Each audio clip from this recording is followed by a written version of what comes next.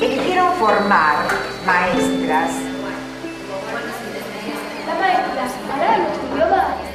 ¿Qué trajo la maestra norteamericana? Vinieron por gestión de Sarmiento. Su misión era traer 1 millón de educadores norteamericanos, aunque solo pudieron venir 65.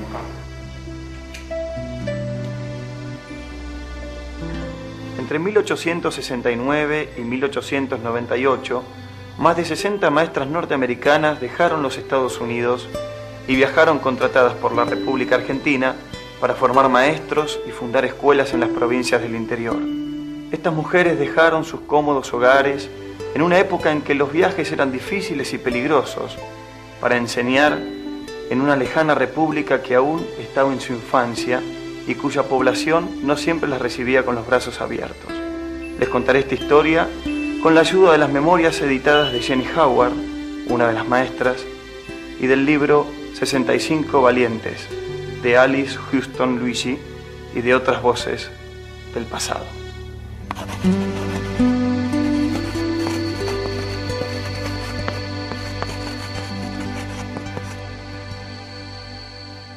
The story of the 65 North American teachers who went to Argentina has all the elements of a great novel. There's adventure, there's danger, there's excitement, there's tragedy, there's romance, there are frustrations, and in the end, success. Antes de que vinieran las maestras norteamericanas, en nuestro país no existían escuelas para la formación de maestros. Entonces ellos iniciaron la formación de técnica profesional de los maestros. Es necesario recordar que hasta el siglo XIX, en Europa y en América, la primera enseñanza fue casi inexistente.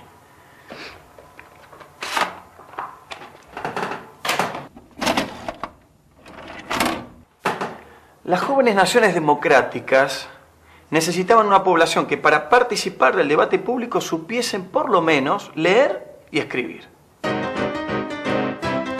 Los pedagogos progresistas de la época preferían que las mujeres se hiciesen cargo de las escuelas primarias que comenzaron a proliferar en Europa y Norteamérica. Horace Mann, el padre de la educación común y fundador de la primera escuela normal de los Estados Unidos, tuvo que acudir a un argumento irrefutable para que sus ideas fueran aceptadas.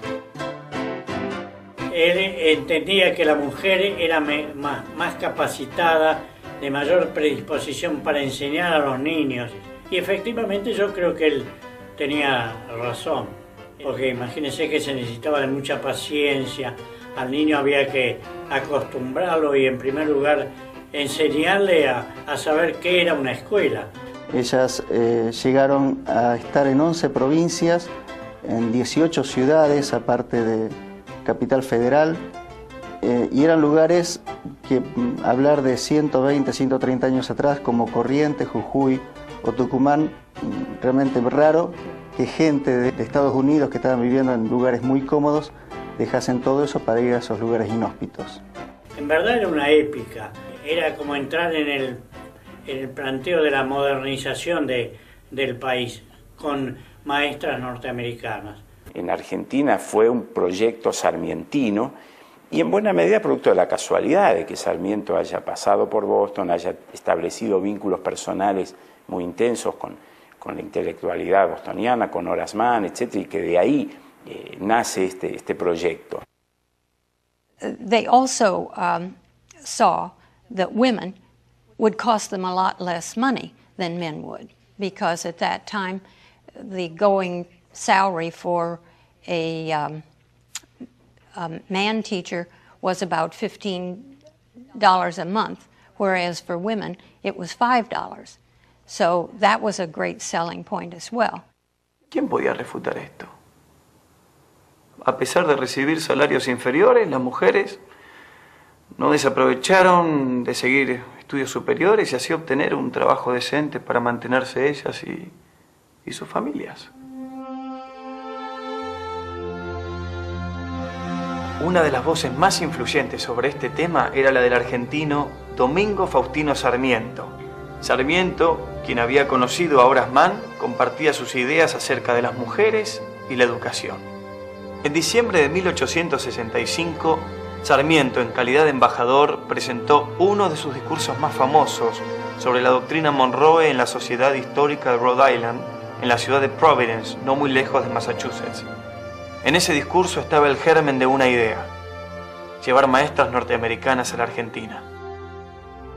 Sucede que los extremos se tocan y los contrastes establecen afinidades. Y pudiera ser que entre el Río de la Plata y la bahía de Narragansett, entre Buenos Aires y Providence, entre los extremos norte y Suramérica, existieran esas corrientes y atracciones misteriosas que la ciencia suele encontrar entre sustancias diversas. La doctrina de Monroe en acción se dará cuando las maestras norteamericanas abrirán colegios en 20 estados sudamericanos, en 200 capitales de provincia, en 1000 villas y ciudades. El llamado de Sarmiento repetía tantos otros que por ese entonces pronunciaban por todo el norte de Estados Unidos los representantes del Freedmen's Bureau después de terminar la Guerra Civil. Entonces, también se llamaba a las mujeres para la causa de la Unión. Para el norte, la educación era un medio importante de impartir a los libertos no solo la instrucción de la que carecían, sino también la ideología del norte. La docencia se convirtió en misión. Shh.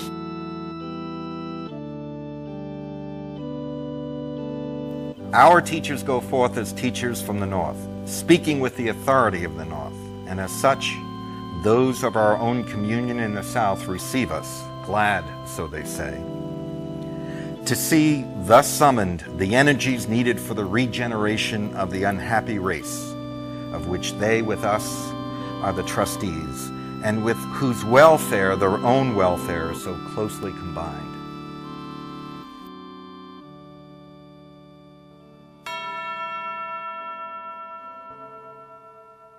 Una de las primeras maestras norteamericanas en ir a la Argentina fue Serena Frances Wood, o Fanny. Once you are able to read by yourselves, there is nothing you cannot learn. Nothing you cannot know. You will not have to pick cotton all your lives.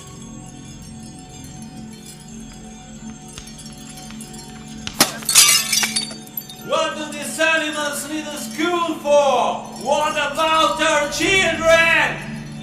Reading and writing. Knowing will make you truly free. Los interesados en su mayoría eran hombres y eran muchos, pero Sarmiento quería mujeres y pocas. ¿Por qué pocas? Porque su proyecto de educación no contaba con mucho apoyo en el gobierno y las mujeres costaban menos. A ver qué nos dice Jenny. En los Estados Unidos, por ese entonces, el conocimiento geográfico de la Argentina, aún entre maestros, se limitaba principalmente al antiguo nombre de Patagonia, que figuraba en los mapas de América del Sur en las geografías de la época, junto con el extraño nombre de Buenos Aires, que ellos pronunciaban Bonus Aires. Acaba de publicarse en inglés la correspondencia de Mary Mann con Sarmiento, las cartas que ella le envió. Y ahí queda muy patente que fue ella la que tuvo la iniciativa de proponer maestras y maestros norteamericanos para venir a Buenos Aires, porque siempre habíamos pensado que, llevado por su inquietud de modernizar la enseñanza en Argentina, había sido Sarmiento el que había tomado la iniciativa. Por ahí se ve que no, que las primeras cartas son de ella. La viuda de Horace Mann, Mary, era una fiel amiga y traductora de Sarmiento. Ella lo ayudó a él a conseguir las mujeres apropiadas, o sea, de buena familia, con una moral intachable y profesionalmente destacadas. Fanny Wood era una de las mujeres que Sarmiento estaba buscando. Miss Wood, we understand your altruistic sentiments, but I don't believe you grasp the backwardness with which you shall find yourself. You forget I've been to Virginia. But Argentina is not our South. That is true barbarity. And remember, you would be going to a Catholic country. I have thought this over with good care and know very well where I am going. At least there they abolished slavery long ago. Even though I feel sadness at my leaving the school, it is precisely the state of backwardness suffered by our poor southern neighbors which confirms the good I can do. Only through education and our example can we be sure that our hemisphere is populated with beings able to think and work for themselves. We know the Argentine government is offering a higher salary. We are prepared to raise your salary. You cannot abandon your position. I have thought this through. Your country needs you. I am needed more there. You do not speak Spanish. I shall learn. Your life will be in danger. I survived Virginia. What more could happen to me?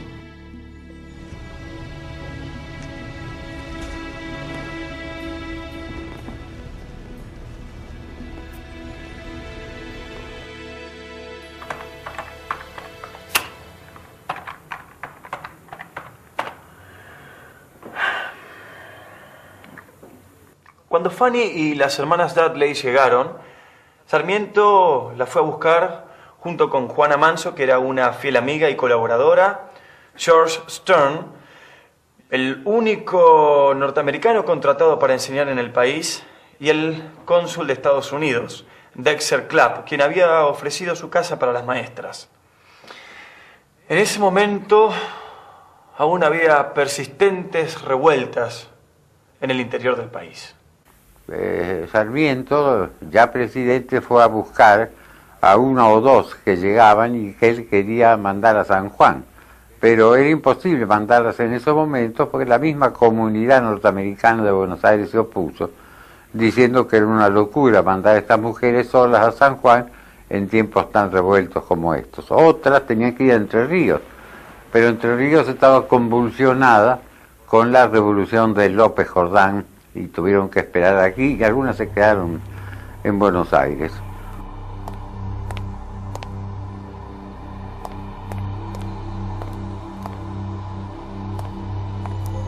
El general Justo José de Urquiza, gobernador de Entre Ríos, expresidente de la antigua Confederación Argentina, es sorprendido por las tropas del caudillo López Jordán, que entran con la orden de asesinar.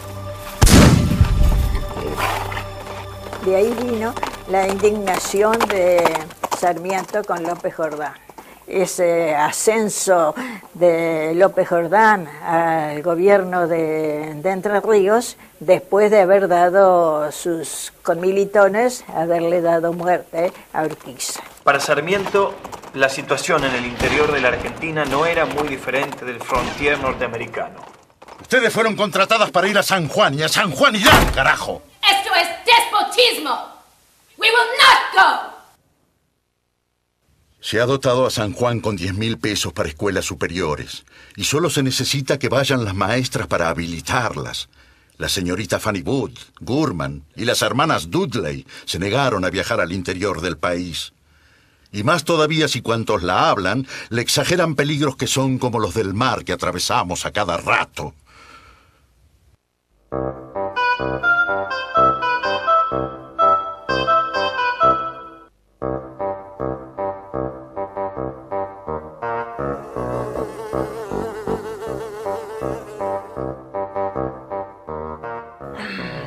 Finalmente, y con la ayuda de Juana Manso, las señoritas Hood, Dudley y Gorman han abierto en las avenidas Cangallo y Callao una escuela para infantes.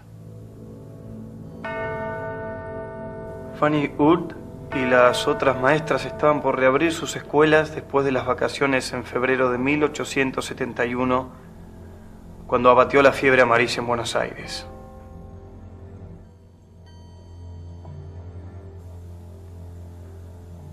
La población de la ciudad fue diezmada. 1 de cada 10 personas murió entre enero y junio de 1871. El gobierno nacional emigró, cerraron bancos, escuelas, iglesias, comercios. Fanny Wood había logrado escapar al campo, pero regresó a la ciudad espectral a cuidar a la familia del cónsul de Estados Unidos. Lejos de su patria y de su primera experiencia de pionera en Virginia, Fanny no sobreviviría a esta prueba. Murió de fiebre amarilla en brazos de su compañera Mary Gorman. Tenía 36 años.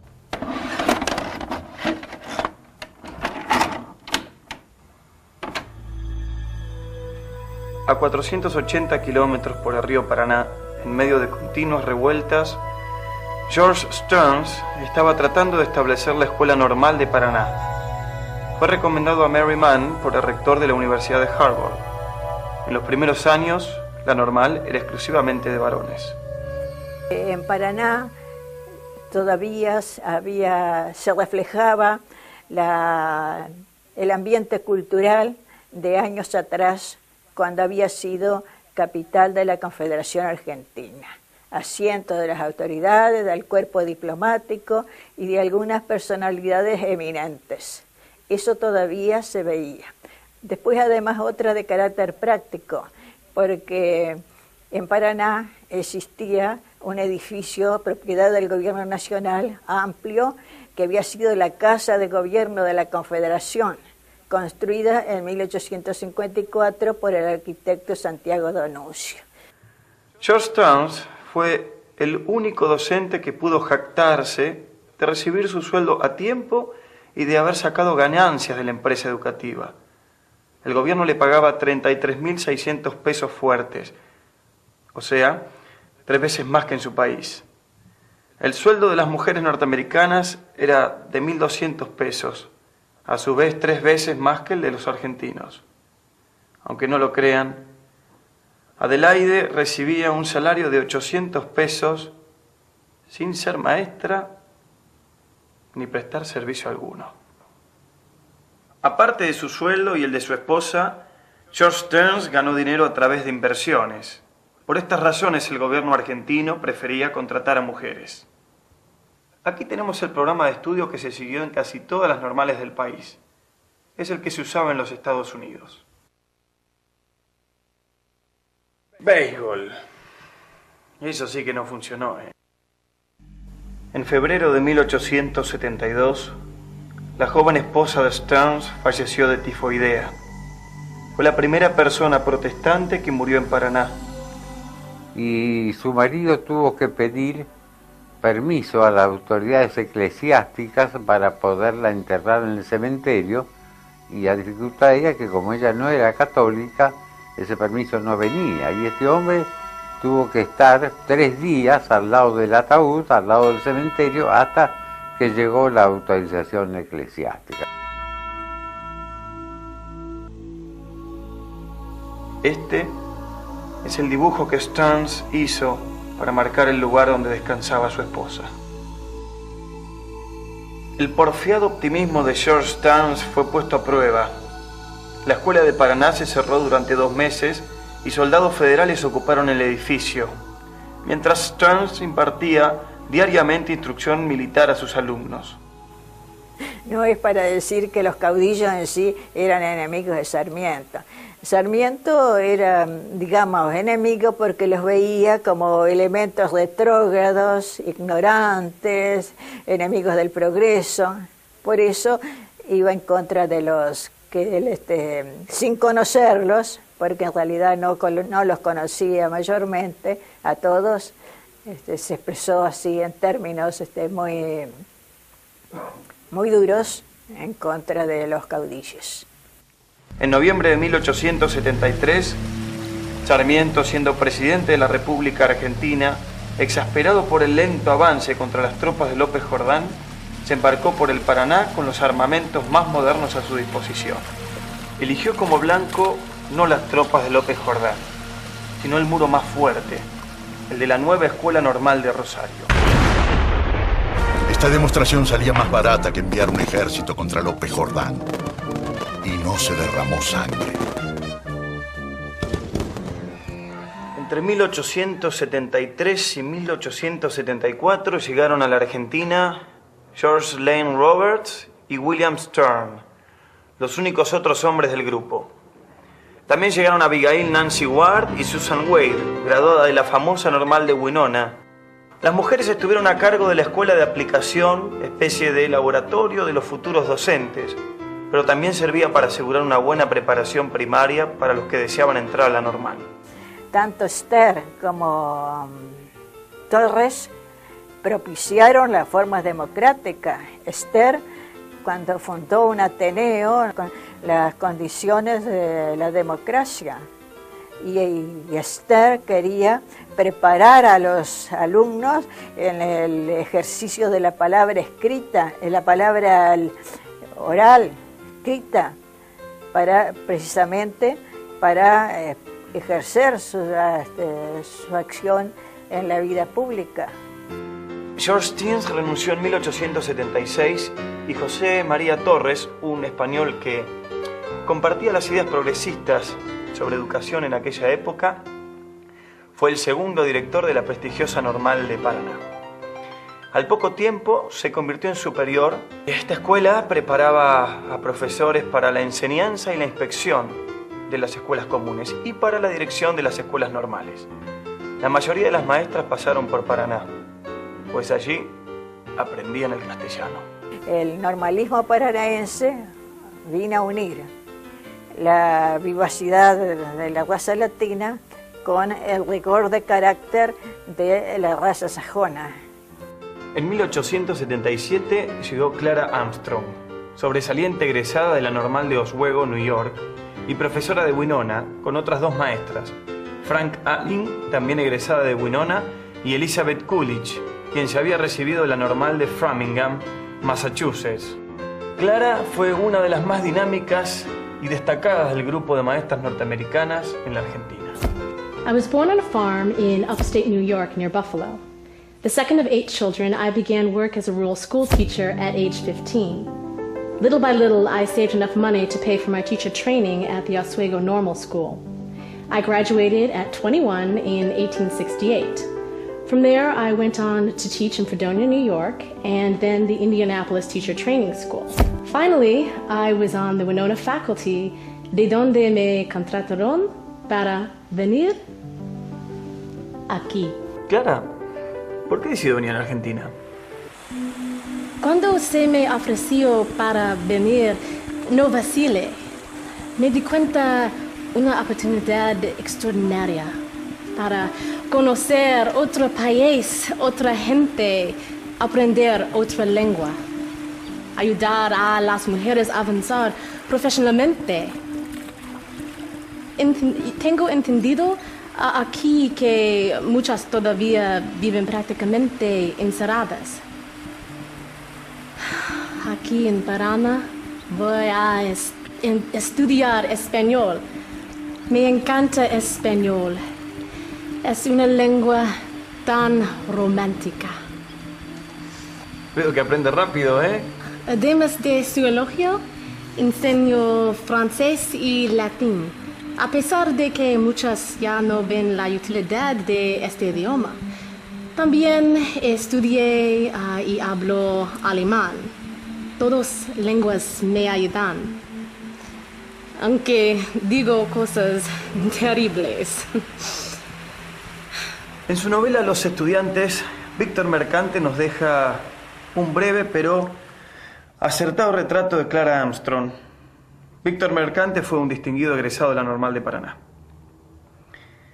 La vida es en Paraná más novedosa que por acá. No nos dan de pescozones, pero nos agitamos en una lucha casi violenta. Fuerza de voluntad, sistema yanqui. Ni se nos estudia, ni se nos amonesta. Ojos. Por todas partes, ojos. A 40 metros, Miss Armstrong. Aprender un nuevo idioma no era lo único. Clara y sus compañeras tuvieron que acostumbrarse a nuevos hábitos, aunque trataron de cambiar algunos. Esa costumbre, Clara. No es una cuchara, es una bombilla. Se chupa. Así. Pero qué machonas estas yanquis. Las cosas que le vienen a enseñar a nuestras hijas estas protestantes. Ir al Paraguay solas. Peor, señora. Van acompañadas de 2 ingleses. Estas mujeres tuvieron una incorporación importante porque en el fondo lo que vinieron a demostrar es que era posible ejercer una profesión, una actividad lucrativa, rentada, profesional, que rompía con la idea de que la mujer no tenía ninguna posibilidad de incorporarse al mercado del trabajo. Y la presencia de las mujeres, de estas maestras norteamericanas, de alguna manera simbolizaba eso. Ese simbolismo tenía su faz, llamémosla negativa, en el sentido de que aparecía esta incorporación de la mujer a una actividad profesional como algo venido del extranjero, como algo no perteneciente a nuestra cultura. Era un fenómeno asociado a algo que no era propio, que no era nuestro.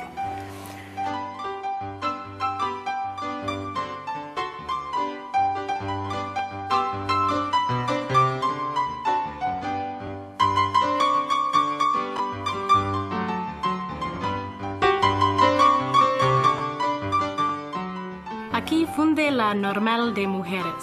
Fui la primera mujer que dirigió una escuela normal en la Argentina.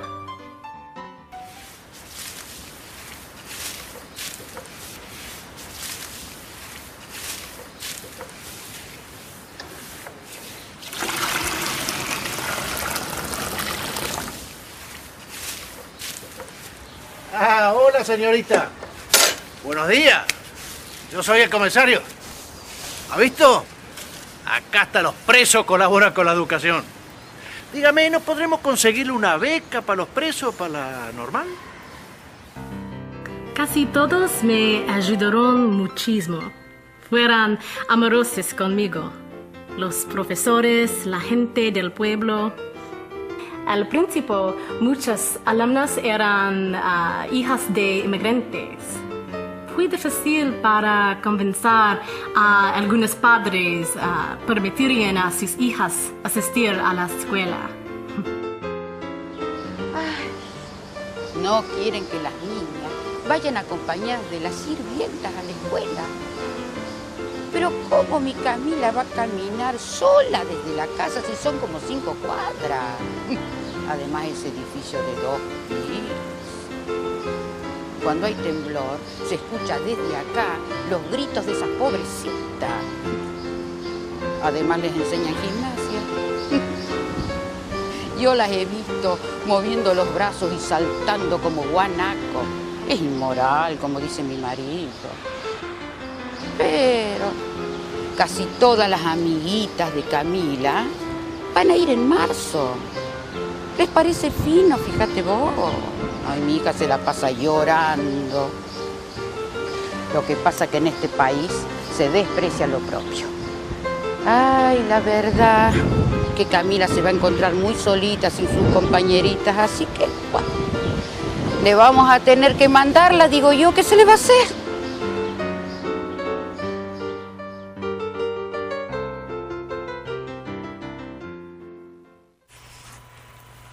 Guanaco. Hoy vamos a hablar de este animal. ¿Quién ha visto alguna vez este animal? ¿Camila? Es un camélido rumiante que habita en los Andes meridionales, de color pardo oscuro. ¿Cuánto mide? 1,5 metros de alto y 1,20 de largo, de abundante pelaje oscuro, artiodáctilo. Los métodos de la época entonces eran métodos que hoy llamaríamos muy tradicionales, muy directivos.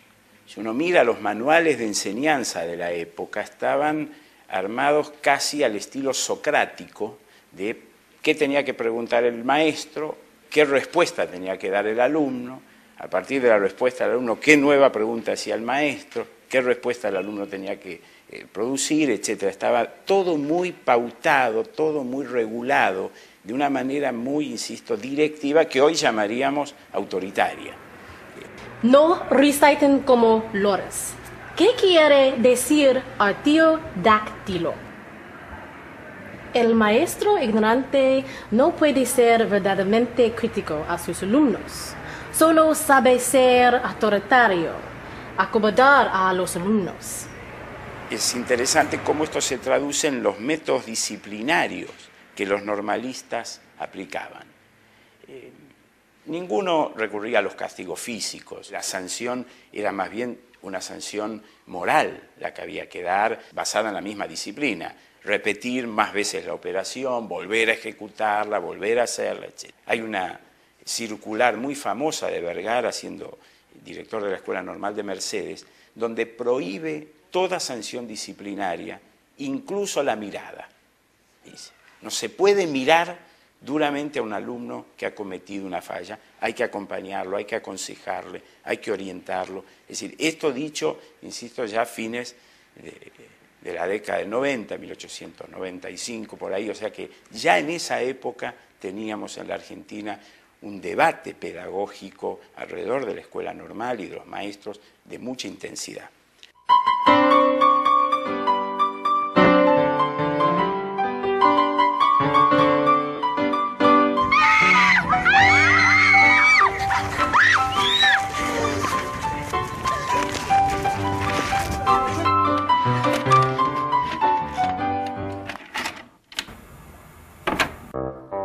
Female teachers wishing to obtain such positions will do well to consider the following points. 1. They leave civilization behind them. Society, there is none. And discomforts, there are many. 2. The cost of living equals and often exceeds that of the United States. 3. All teaching must be done in Spanish, thus necessitating months of steady work as preparation. Thus necessitating months of steady work. 3. All the teaching must be done in Spanish, thus necessitating months of steady work as preparation. ¿Qué pretendían estas chicas? ¿Cambiar el idioma, por ejemplo?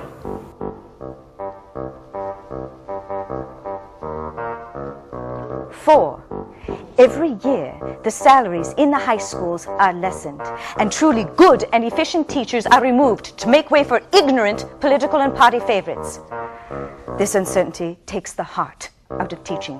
Sincere and earnest work rarely meets with encouragement, and its only visible result is the imposition of more work and a reduction in salary. Incluso tuve que imponerme y prohibir que se tomaran los exámenes los domingos. Suerte que esta no renovó su contrato. ¿Qué país pegado? A pesar de todo, el proyecto de las escuelas normales, o sea, de la educación en la Argentina, siguió cobrando fuerza política. Mientras, en los medios educativos de los Estados Unidos, crecía la preocupación de que se instaba a las mejores maestras a servir en un país extranjero en un momento en que su propia patria necesitaba maestros en los territorios que adquiría a paso frenético. No repararon en que en la Argentina las mujeres norteamericanas recibían puestos superiores que en su país. Tampoco se le ocurrió a nadie subirles los sueldos a las mujeres en los Estados Unidos para retenerlas.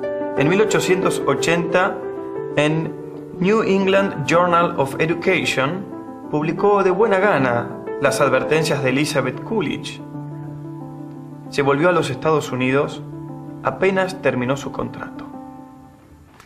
La educación común en la Argentina había sido el sueño de Sarmiento, pero fue Julio Argentino Roca quien logró, no sin muchos conflictos, realizar ese sueño. ¿Por qué invirtió Roca tanto dinero en traer norteamericanas y por qué invirtió tanto dinero en las normales? Se invirtió porque se consideraba a la educación como una variable fundamental del proceso de modernización de la Argentina de la época. No tanto por lo económico, no era tanto, digamos, la necesidad de tener gente educada porque así lo requería el proceso productivo, el mercado de trabajo. La verdad es que para lo que la Argentina producía en la época, trigo, maíz, carne y la producción, alguna mínima producción de servicios artesanales en las ciudades, no hacía falta tener una escuela primaria universal y obligatoria para todo el mundo. Pero sí hacía falta desde el punto de vista político. Mientras tanto, Clara regresó a los Estados Unidos por problemas familiares. Antes de emprender su viaje de vuelta a la Argentina, recibió autorización del gobierno de Roca para reclutar otras maestras.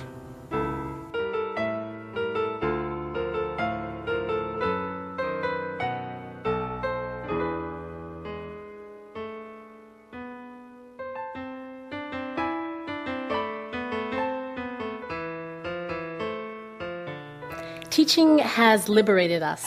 This experience will give you further freedom to travel, to aid South American women in their emancipation, to learn. The right kind of woman, strong-willed and self-sufficient, will find her glory among the warm Argentine pupils. Contracts are for 3 years only.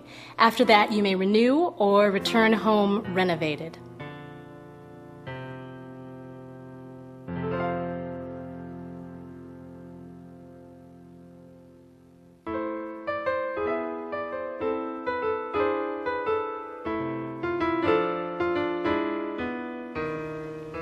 My husband, God rest his soul, fought in the Civil War. I met him while I was a nurse in Nashville, Tennessee. In the summer of 1876, I resolved to carry out my desire to prepare for a teacher in kindergarten, although bitterly opposed by my mother, brother, and relatives. I wanted to be independent, to support my 2 children on my own. At Winona, I earn $1,000 a year. Given the Argentine offer of $1,500, accepting seems the right thing to do. My daughter Emily shall travel with me, but my son John shall stay in the U.S., and I must pay for his studies at the university. I think this shall be so exciting. I must go. Agradezco a mi compañero de escuela Clara por haberme recomendado. Desde mi conversión al catolicismo, lo que me costó la desaprobación de mi familia metodista, he deseado vivir en un país católico. Mientras Clara reclutaba maestras del medio oeste del país, llegaba a Boston el agente de una importante firma norteamericana con sede en Buenos Aires. Este hombre venía autorizado por el gobierno de la República Argentina para traer a su regreso algunas maestras del estado de New England. Entre estas estaba Jenny Howard. My father was a doctor. When he passed away, my brother and I became orphans. I had to pay for my training at Framingham Normal School. Despacio, Jenny, que no estoy muy ducho en esto de subtitular. And once employed, I put my brother through Cornell University. Jenny fue reclutada después de haber mostrado sus agallas en una indisciplinada escuela de varones de Worcester, Massachusetts. I have been told that this is the last opportunity for all of you. If I cannot manage to discipline you, they will close the school, and all of you shall remain illiterate, poor, and miserable. You shall always wear dirty clothes and ripped shoes. No one will see you as intelligent beings. I know many of you would prefer to work instead of study, but school is also work, It's the work of smart young persons. You have managed to scare away many adults. Sometime later, I was offered a good position in a Boston school.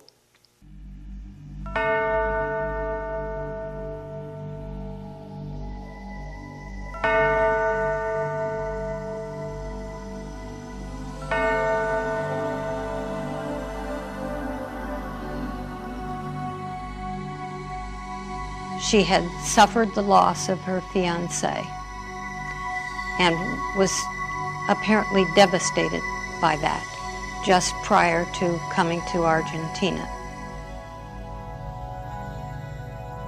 I said yes at once, without asking anything of what might be expected of me.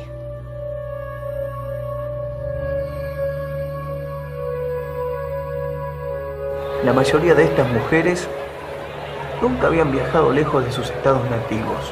No todas eran como Clara. Como no había pasaje directo a Buenos Aires, tuvieron que ir primero a Inglaterra. El viaje de 2 meses fue la primera prueba a pasar. Acá tengo el diario de Sarah Eccleston en que cuenta la travesía. Saturday, July 7th, 1883. Miss Kimball, Emily, and myself are as yet free from sickness, but the others are suffering terribly. After an almost sleepless night on account of the heat and smell, I find myself ready to pay tribute to Neptune, and have eaten nothing today. De fe inquebrantable, las mujeres trataron de no desesperarse. July 13th. We paid another visit to the steerage, and we found it more endurable today. The concert for the Seamen's Orphans at Liverpool, it has netted $75. Miss Choate sang Far Away very sweetly. Heard our Spanish lessons as usual this morning, and we begin to feel we're making a little progress. I can't stand these tight quarters any longer. There's only one way to remedy this, and it's up to you. Me? You're the youngest and the prettiest. You'll catch their attention. But you speak Spanish. I cannot. You'll practice. You'll say, Señor, por favor, nuestro camarato es demasiado estrecho. ¿Podría ayudarnos? And then you'll bring him here. It's impossible. I'll never remember all that. What will you do when you're faced with a class full of Spanish-speaking pupils? Este será tu bautismo. Remember, camarote, camarote. Perdón, señor. Sí, señorita. Mí. Camisa. Está muy estrecha. ¿Usted ayudarme? Con mucho gusto, señorita.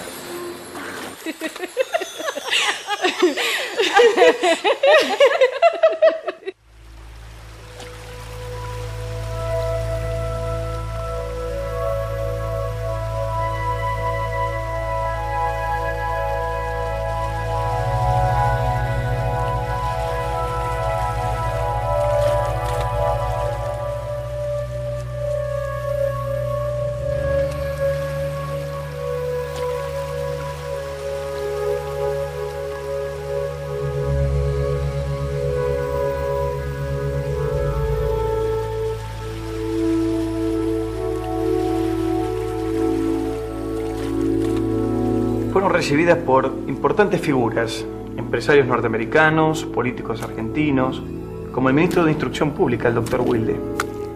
A pesar de este cálido recibimiento, las maestras norteamericanas pronto se encontraron en medio de las pugnas políticas del país. Acá tengo el proyecto de ley de educación. Capítulo 1, artículo 8. La enseñanza religiosa solo podrá ser dada en las escuelas públicas por los ministros autorizados de los diferentes cultos antes o después de las horas de clase. Como la Argentina era un país católico y la enseñanza por mucho tiempo estuvo bajo el control de la Iglesia Católica, este artículo fue controvertido. La calidad se produce cuando hay mezcla. Y esta mezcla fue quizás la característica más importante de la escuela pública argentina. Mezcla en todo sentido, tanto desde el punto de vista social como desde el punto de vista cultural. una escuela en la que iba el católico, el judío, el árabe, el agnóstico, iban todos. Mientras las maestras viajaban al interior, en el Congreso se mataban. Lo que proponen los señores diputados con su proyecto de ley de educación común es una escuela atea. No es atea la escuela que enseña la moral. El Estado tiene por misión hacer reinar la justicia, hacer respetar los derechos. No debemos olvidarlo. En todos los tiempos y en todos los países, la religión es el gran preservativo contra la disolución social, la más hermosa perspectiva de consuelo y esperanza para el dolor y el infortunio. Como lo aclaró elocuentemente mi colega, la Iglesia tiene otra misión, la de consolar a los que sufren injusticia, dar esperanza para el dolor y el infortunio, preparar almas para el cielo. Señores, si el Estado no garantiza la justicia, mucho menos lo hará la Iglesia.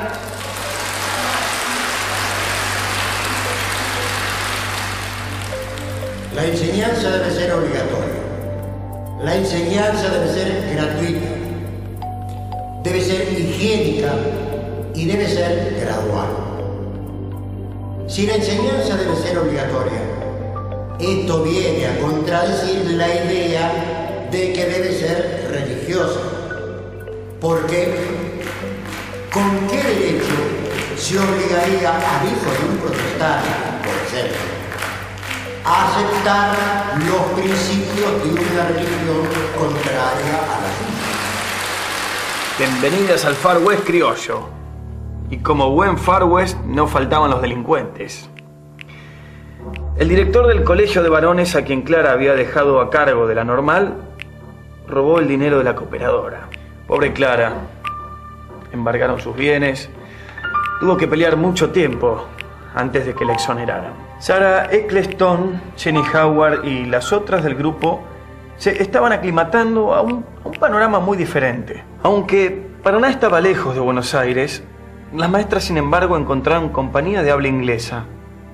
De hecho, 3 de ellas se hospedaron con Fanny Haslam de Borges, la abuela paterna del famoso escritor argentino Jorge Luis Borges, y tomaban el té siguiendo el rigor inglés. Dicen que entre charla y charla Fanny Haslam les contó que una vez se había encontrado con una india descalza, rubia, que llegaba todos los años a las pulperías. Era una inglesa de Yorkshire. Me contó, en un inglés mezclado con pampa, que hacía 15 años había perdido a sus padres en un malón, que se la habían llevado los indios, y que ahora era mujer de un capitanejo. Sentí desesperación al verla. Yo, también tan lejos de mi país, me sentí de alguna manera hermanada con esa criatura. Le dije que la ayudaría a escapar, la llevaría conmigo, buscaría a sus hijos. Me quedé atónita cuando me dijo que era feliz. Y se volvió al desierto. Los ojos toman un brillo especial de alegría y sus labios se mueven lentamente, pudiendo leer en ellos: soy feliz.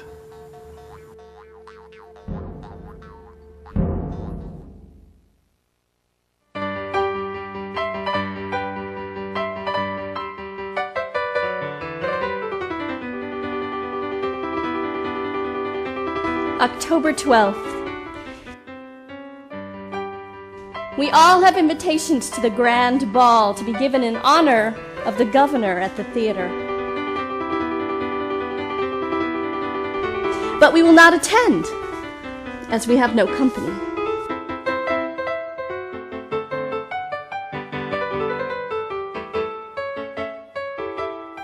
Y parecían tan correctas.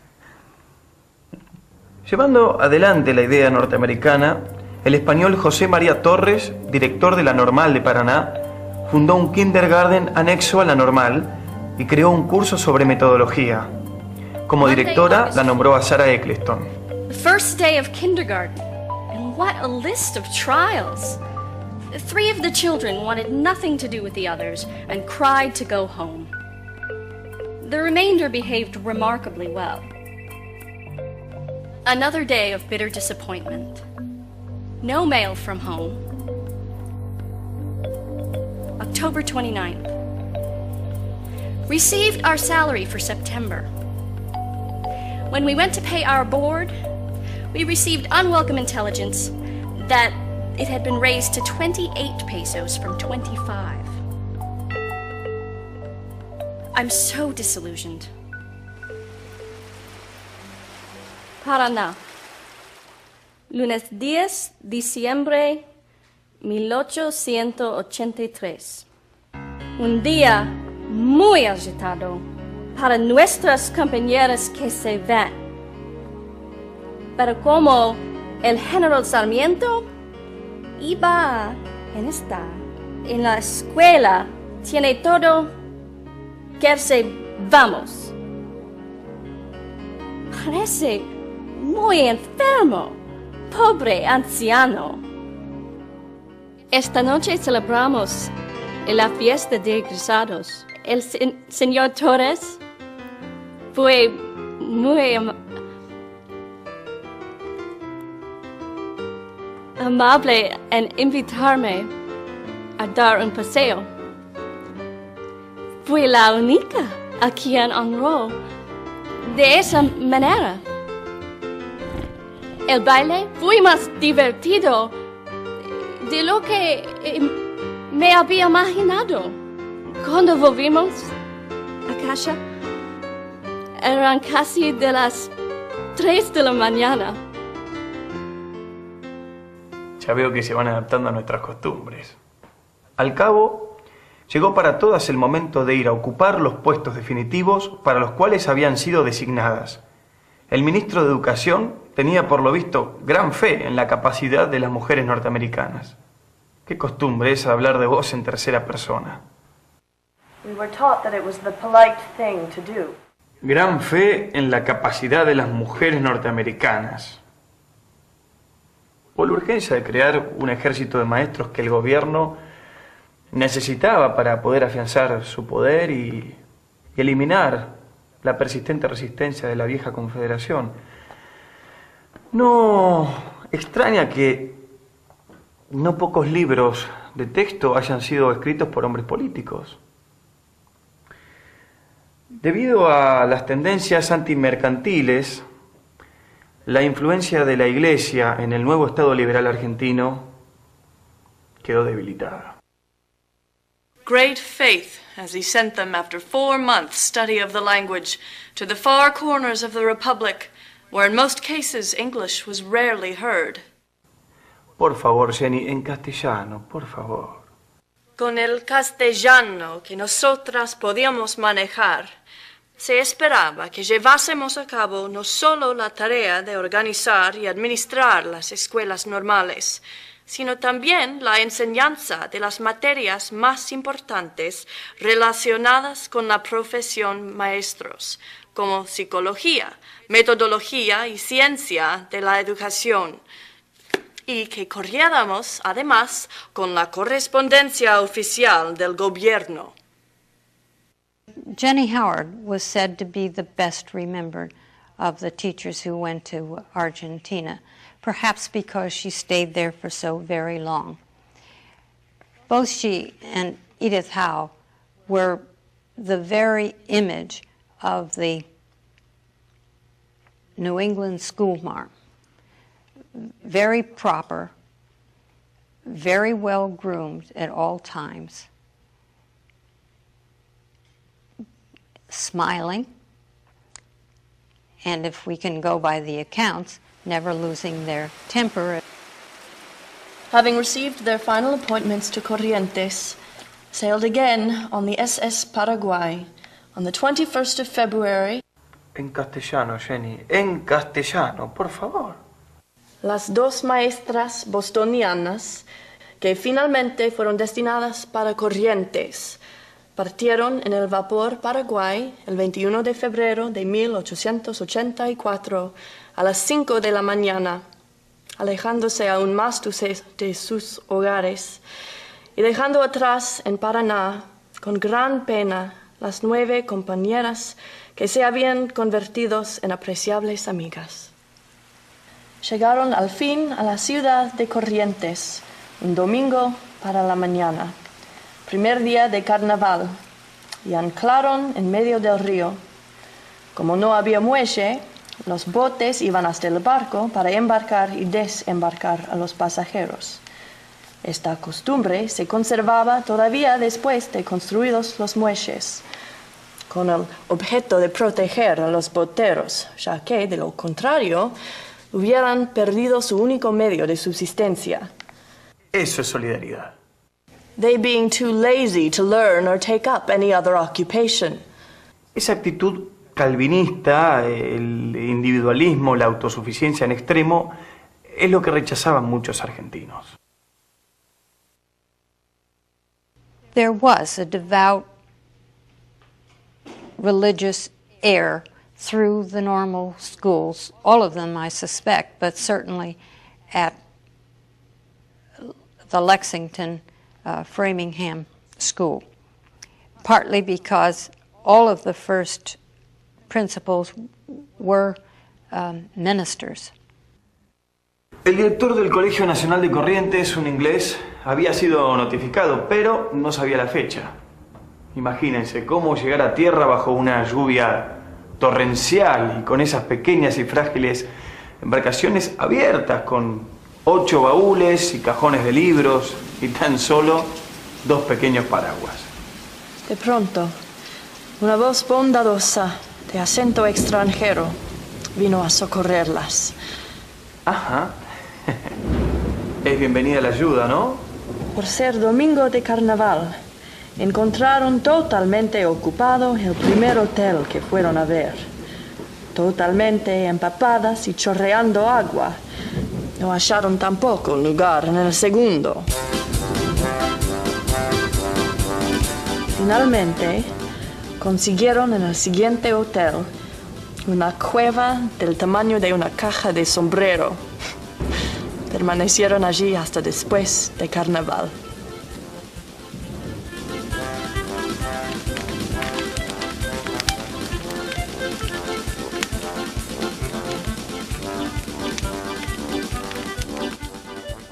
¿Quién es esa figura que queman? Judas.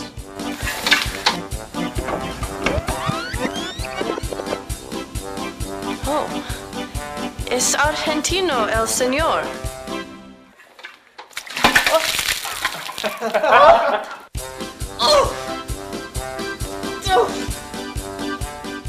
There were some shadowed pages in the history of those years which well tested their courageous spirits. Una de las primeras responsabilidades de Jenny y su compañera fue desalojar a la directora interina y sus 5 hijas de la casa designada para la nueva directora.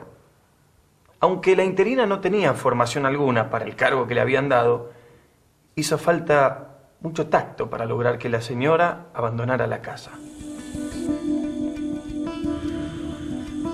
Frances, la hermana de Clara Armstrong, fue designada para dirigir la moribunda Escuela Normal de Córdoba. La acompañó su colega de Winona, Frances Wall, y Minnie, la menor de las Armstrong.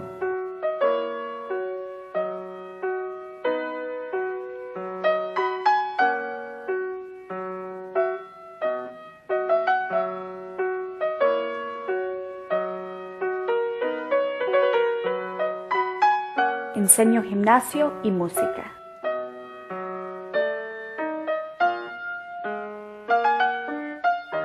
Frances tenía una voz entrenada. Realmente ella tenía una voz de soprano. A su vez también ella era pianista, era organista.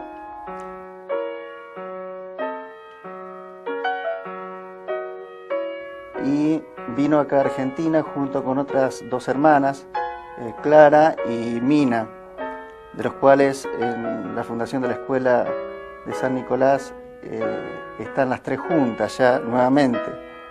Quien había venido en primer lugar fue Clara, se estableció en Catamarca, donde fundó allá la escuela normal. Luego, en un segundo viaje que ella hace a Estados Unidos, vuelve con Frances y con Mina, y juntas después van a trabajar en la Escuela Normal de Córdoba y luego fundar la Escuela Normal de San Nicolás.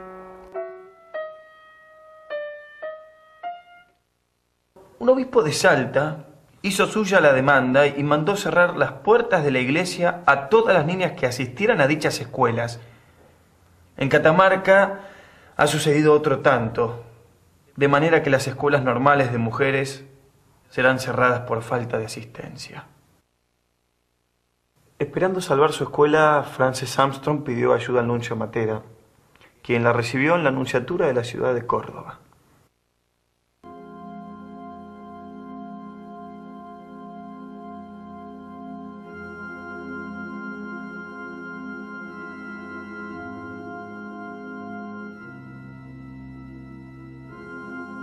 Señoría, le agradezco esta entrevista. Nosotras hemos sido contratadas para preparar maestros. Solo eso. Somos protestantes y muchas somos muy devotas, pero no somos misioneras de ninguna iglesia. Para nosotras, la enseñanza es una misión, pero una misión laica. El nuncio, con tono paternal, le dijo: creo que usted no ha entendido, señorita. Es precisamente el laicismo de las escuelas del gobierno a lo que nos oponemos. La Iglesia católica no puede querer que sus pobres se queden a la merced de la ignorancia. La Iglesia no quiere impedir que los pobres se ganen la vida decentemente, ni que se preparen como maestros. Sin la escuela nadie gana. ¿Qué podemos hacer para que vuelvan los alumnos a la escuela? Veo que es usted práctica, como los de su raza. Levantaré el anatema con las siguientes condiciones. Usted se las comunicará al ministro Wilde. Le entregaron un documento con los siguientes puntos. 1. El Ministerio de Instrucción Pública debe declarar que no tiene intención de propagar la religión protestante a través de las normales. 2. Se debe permitir la enseñanza del catecismo católico en las escuelas normales. Y 3. Se le debe permitir al obispo visitar la escuela para asegurarse que se cumpla la segunda condición. El ministro de Instrucción Pública, el doctor Wilde, le escribió a Frances poniéndola en su lugar. Le recordó que su contrato era de docente y que eso no la autorizaba para meterse en los asuntos del gobierno. La pobre Frances, que por aquel entonces tenía 24 años, recibió críticas hasta incluso de sus propias compatriotas. Sarah Eccleston escribía en su diario: Frances Armstrong se ha puesto en ridículo al tratar de congraciarse con los católicos. ¿Cuál será el próximo paso en esta revolución moral? Al nuncio Matera se le dio 24 horas para que dejara el país. Las relaciones con el Vaticano no se reanudaron hasta 18 años después, o sea, hasta 1902. Irónicamente fue el mismo Julio Argentino Roca, en su segunda presidencia, quien lo logró. A pesar de las acciones de Roca de 1884, las relaciones con la Iglesia argentina en la práctica no empeoraron. Aunque en Córdoba la normal seguía en crisis, el proyecto educativo de la administración Roca siguió adelante en el resto del país. Pasaron 2 años con rapidez. Las yanquis, entre tanto, se iban haciendo cada vez más corrientes con el idioma y más ganadas, al propio tiempo por el afecto de los amables alumnos y otros amigos, cuando llegó un decreto del Ministerio de Educación por el que se disponía el envío de Jenny a Córdoba, donde la necesitaban como vicedirectora y regenta para ayudar a Frances Armstrong, ya que la anterior vicedirectora, Frances Wall, se casaba con el director del Observatorio Astronómico. Según las memorias de Jenny, en 1888, después de 2 años de trabajo riguroso y descorazonador en lucha contra la ignorancia y el prejuicio, la señora del nuevo presidente, cuñado de Roca, que residía en Córdoba, insistió junto con sus amigos los jesuitas en que su esposo pusiese a alguien de su propia fe a cargo de la escuela normal. El ministro de Educación, que no tenía sino palabras de encomio por su buena labor, se vio obligado a destinarlas a otro lugar. Quizá a estos dos poderes no les convenía un pueblo muy instruido. Clara Armstrong acompañó a su hermana y a Jenny a establecer la escuela en San Nicolás y enseñó francés y zoología. También fue la menor de las Armstrong, Minnie, quien enseñó gimnasia y fue celadora. En 1888, y después de 18 horas de tren desde Córdoba, arribamos a San Nicolás. Nos recibieron con la cordial hospitalidad que afama a los latinos. Ya se está aclimatando. Hogares, las propiedades y todo cuanto pertenecía a esas amables gentes fue puesto a disposición de ellas.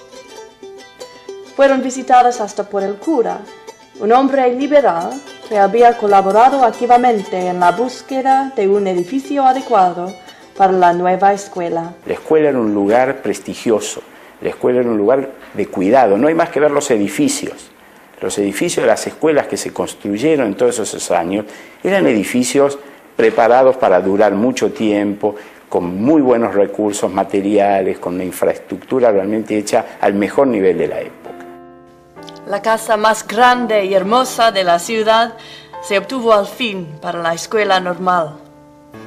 Fueron, al comienzo del año lectivo, tantos los alumnos que se presentaron en relación con los pocos bancos disponibles en los grados. El establecimiento nuevo iba a ser una escuela mixta, gran innovación, mirado al principio con recelo por algunas madres. Sin embargo, sabedoras estas de que la dirección de la misma estaría en manos de norteamericanas, cuya vigilancia y hábil influencia, según era sabido. Qué modestia para una hija de Calvino, ¿eh? Sí, cuya vigilancia no se había relajado nunca. Confiaron sus hijas sin temor. Se creía que ninguna de las maestras venidas de la tierra de Washington podía decir una mentira. Y la confianza que todos depositaron en ellas fue ilimitada. Los argentinos siempre exageraron las virtudes de los sajones y la de los europeos. En general, los maestros argentinos son flojos en materia de disciplina y puntualidad. Y me inclino a creer que para los latinos se resulta más difícil decir la verdad que lo que es para algunas otras razas. Además, dejan para mañana todas las cosas que puedan, quisieran o debiesen hacer hoy. Tan feos somos. Me parece que no es para tanto, por lo menos no todos eran así. Y lo de la puntualidad es una cuestión cultural. Mejor lo dejamos para mañana. El día del comienzo de las clases en la escuela normal, llegaron tarde 50 alumnos y se quedaron sorprendidos cuando se les dijo que era necesario ser puntuales. Disculpáronse, diciendo que no tenían relojes en sus casas y que vivían demasiado lejos para oír las campanas de la iglesia. En tales circunstancias, la puntualidad resultaba un problema y se les sugirió que sus padres compraron unos relojes baratos. El siguiente día, los escolares que llegaban tarde se redujeron a 20 y poco a poco esa falta de exactitud fue eliminada. La tarea, con todo, fue de lo más interesante. Los futuros jóvenes maestros eran estudiosos, entusiastas y atentos al consejo y la crítica. ¿Viste, Jenny, que no éramos tan vagos? Pero fue necesario modernizar los hábitos de estudio. Año 1810. Expedición de Belgrano al Paraguay. Su ruta. Las pequeñas poblaciones que se alzaban a orillas de esa gran vía de agua que se llama Río Paraná. Rancheríos, más que otra cosa, cuyos habitantes, dedicados a trabajos campesinos, desenvolvían una vida tranquila, sin vastos horizontes, y que solo veían en su río, de vez en cuando, embarcaciones de tráfico comercial que llevaban productos al Paraguay, o puertos intermedios que transportaban vecinos de la costa, de uno a otro embarcadero. Se conmovieron de pronto con la llegada de chaques despachados desde Buenos Aires. Los alumnos habían sido habituados a estudiar las lecciones en voz alta, tanto que en sus hogares como en la escuela, e imaginaban que de otra manera nada podía aprenderse de memoria. Como hasta esa época se estudiaban las lecciones palabra por palabra, con los puntos y las comas en su debido lugar, al pasar por las calles en vísperas de exámenes, se recibía la impresión de que una revolución estaba en marcha. Productos al Paraguay, o puertos intermedios que transportaban vecinos de la costa, de uno a otro embarcadero. La muerte de Sarmiento, el padre de las escuelas normales en Sudamérica, ocurrió en septiembre de 1888 en Asunción de Paraguay.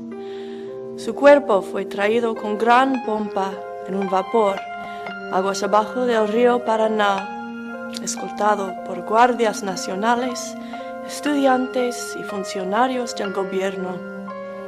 Las ciudades y pueblos situados a lo largo de la ruta pidieron que el buque anclase en sus puertos para alcanzar el privilegio de rendir honores al gran patriota. San Nicolás, entre otras, lo solicitó con vehemencia y su deseo fue satisfecho.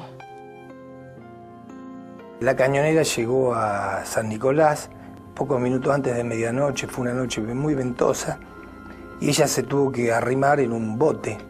Y dice que era tan malo el tiempo y tal susto tenía que solamente lo hubiera hecho por Sarmiento eso.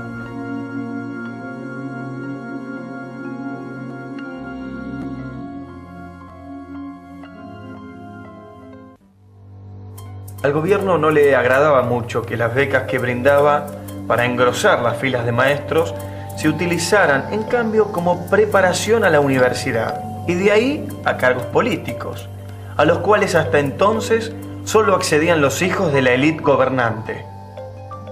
Se pueden citar dos que llegaron a ser médicos en Córdoba, un don Carmelo, y uno que tuvo mucha notoriedad, que fue Ricardo Caballero.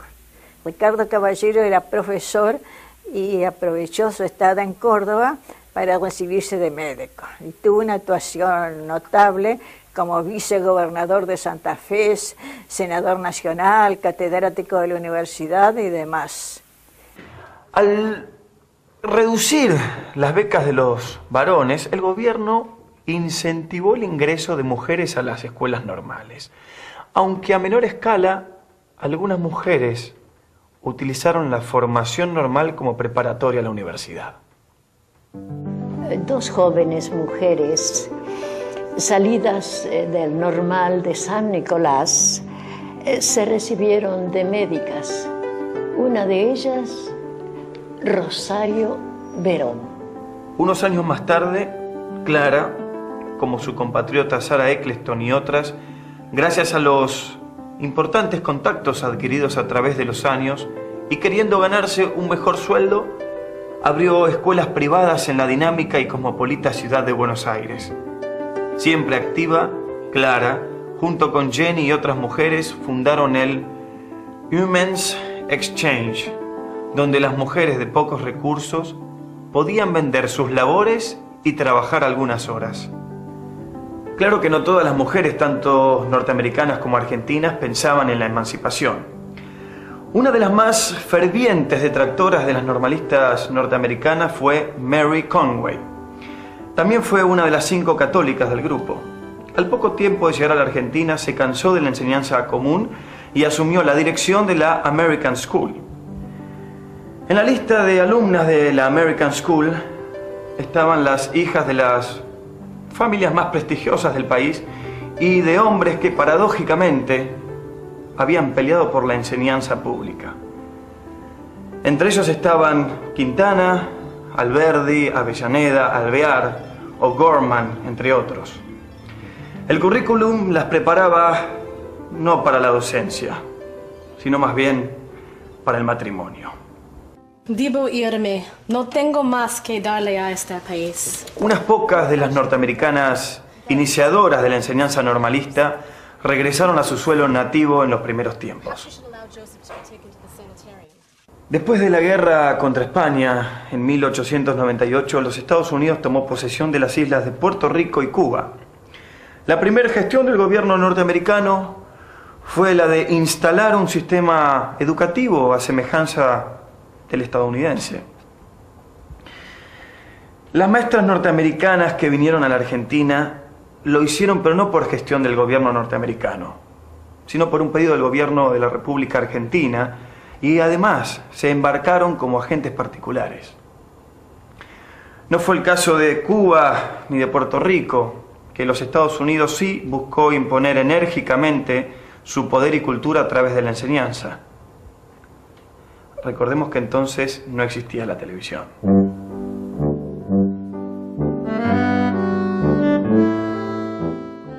La segunda cosa que debemos aprender de esta política educativa y de este movimiento de esa época es la que tiene que ver con esta idea de la cohesión, de tener a todos juntos, de socializar a la población, incluyendo a los diferentes en el mismo lugar.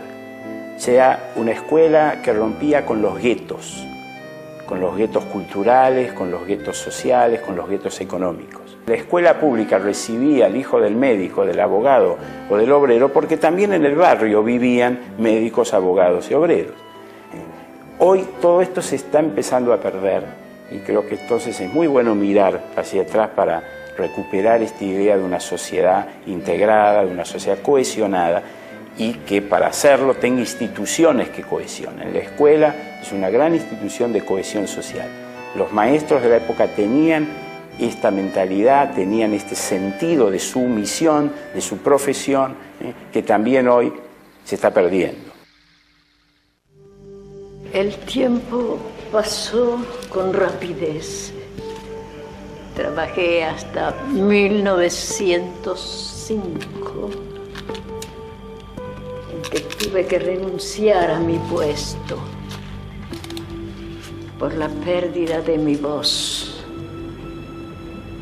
Luego me trasladé a Buenos Aires, a Palermo, donde me gustaba recibir visitas a la hora del té. Tuve ocasión de conocer al Washington de los argentinos, Bartolomé Mitre.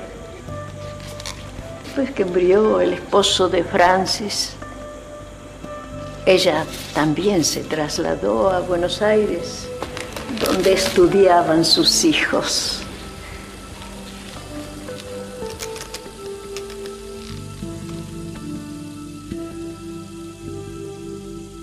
En 1928, para la festividad de San Juan, más de 100 exalumnos de la única maestra norteamericana que sobrevive ahora en la Argentina, deseosos de demostrarle su reconocimiento por lo que había hecho por ellos en los años pasados, celebraron su santo. Jenny no reparó en la ironía de que ella, protestante, festejara el día de su santo. ¿Quién cambió a quién? Ha estado demasiado entre nosotros, parece. Casi todos eran casados y con hijos, y algunos de ellos que vivían muy lejos no habían visto a su ex maestra desde 2 o 3 décadas. La señora Robert Woods Bliss, la esposa del embajador norteamericano, estuvo presente. Poco después de esta reunión, los mismos exalumnos se enteraron que el gobierno había reducido las pensiones y determinaron que su maestra debía tener un aumento en sus ingresos. Entonces se organizó una delegación de jóvenes que reunieron 1 millar de firmas para hacer una petición a las autoridades. Día tras día concurrían al Congreso para obtener un aumento razonable para su maestra, cosa que lograron finalmente. Sin embargo, y sabedores de que este aditamento podría demorarse por un tiempo largo, decidieron ellos mismos pagarlos cada mes a su maestra.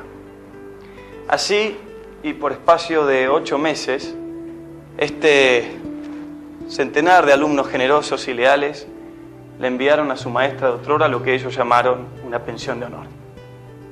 En 1929, estos mismos exalumnos publicaron los recuerdos de Jenny, de sus tiempos en la Argentina.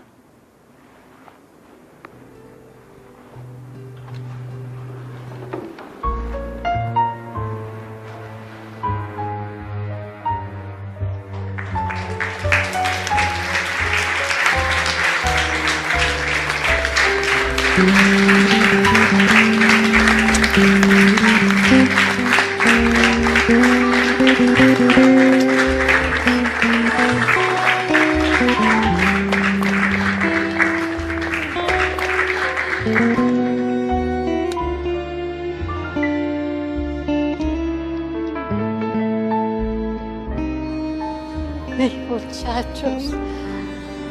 El 29 de julio de 1933, 4 días después de cumplir 88 años, Jenny Howard falleció rodeada de amigos. Jenny desconocía que otras 2 maestras norteamericanas, Mary Olive Morse y su compañera de toda la vida, Margaret Louise Collard, la sobrevivirían en Mendoza 15 años más. Las 2 murieron en 1945. Ambas tenían 80 años de edad y fueron las últimas 2 sobrevivientes del grupo.